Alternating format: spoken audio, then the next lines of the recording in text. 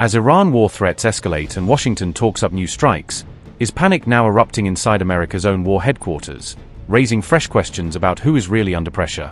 The Pentagon was placed on sudden lockdown on June 11th, as hazmat teams raced into the building after an air alert sounded, jolting staff inside the heart of the U.S. military machine. Pentagon air sensors flagged a mystery air quality issue, triggering emergency protocols and forcing staff to shelter in place while officials scrambled to assess the potential threat. Officials later praised the Pentagon's sophisticated systems, saying the building sealed itself almost instantly, with automated defenses kicking in before anyone knew what was wrong. Pentagon spokesman Sean Parnell said, and I quote, "The Pentagon has sophisticated systems to ensure the safety of the building and its occupants. Those systems have detected an air quality issue necessitating precautionary measures until we determine its significance.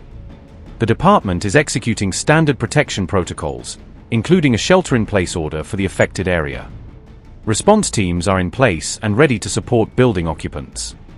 Unquote. Even as hazmat teams suited up inside the Pentagon, Donald Trump was vowing bigger, more powerful strikes on Iran, doubling down on escalation while his own war HQ sat under lockdown.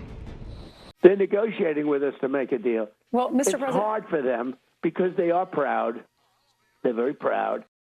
I don't know that America has the appetite to do what I would really much prefer doing. You remember in Iraq, I said, don't go in, but they went in. They made a big mistake. And the one thing you brought up yesterday is it's going to be bridge and power plants next. Is that next? Yeah, but I'd rather not do it because once you do that, the people suffer. Mm-hmm. Like I heard you mentioning water.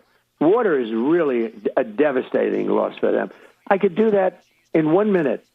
They knock out the What is your message to the Iranian people? But the problem is the people won't be able to drink water. I mean, what are they going to do? But what is your message to the Iranian people? Mr. President, they now have the internet. Well, my message to the Iranian people is they're afraid because they have no guns and the other side has guns. Yeah, there will be more bombing tonight. It'll be bigger, more powerful. Don't forget, we've knocked out all of their anti-aircraft. They don't have any they have nothing. I mean, they may get lucky with a shoulder weapon or something, but for the most part, they have no defense. What did the representative say in your phone call with them? They're finished. Excuse me. They're finished. Earlier in the day, the US president had already cranked up his war rhetoric with a new threat against Tehran, setting the tone for a night of anxiety both abroad and inside Washington. Trump is vowing to hit Iran, in his words, very hard tonight, as capitals across the Gulf region hold their breath and brace for what could be a major American escalation. With Karg Island now clearly in his crosshairs, Trump is openly eyeing Iran's oil heartland, signaling that the next phase of confrontation may directly target Tehran's economic lifeline. The president also claimed that, after military action, the United States will move to seize effective control over Iran's oil markets, blurring the line between sanctions pressure and outright economic warfare. As cracks appear in the already fragile ceasefire, Trump is responding not with restraint but with threats of even bigger strikes, raising questions over how long the current lull can really last. Trump said, and I quote, "The United States will be hitting Iran, whose Navy, Air Force, radar, anti-aircraft, and all other forms of defense, together with most of its offensive capability, are gone. Very hard tonight.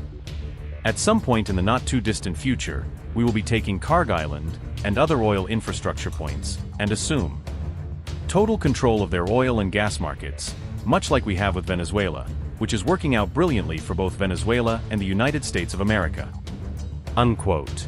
Trump's latest threat comes as tensions between the United States and Iran flare up once again, with both sides trading fire and accusations across multiple fronts. Iran has branded the ceasefire meaningless, pointing to a barrage of 49 U.S. Tomahawk missiles fired overnight on June 10 as proof that Washington is still very much on a war footing. Bahrain and Kuwait have also come under fire as Iran retaliates across the Gulf, widening the battlefield and dragging more American allies directly into the line of fire. Even as Jordan and Kuwait absorb the brunt of Iranian fury, Trump appears undeterred, pressing ahead with threats that risk pulling these U.S. partners even deeper into the confrontation. Increasingly, it is America's Arab allies who are bearing the brunt of Trump's war plans, with their territory and skies turning into the main arena for Iranian retaliation.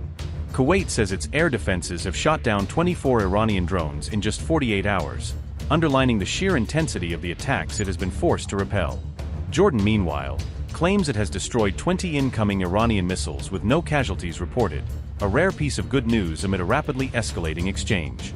At the same time, Iran's Revolutionary Guard admits it has fired 12 ballistic missiles at the Al-Azraq airbase for a second consecutive night, signaling that the strikes are no one-off warning.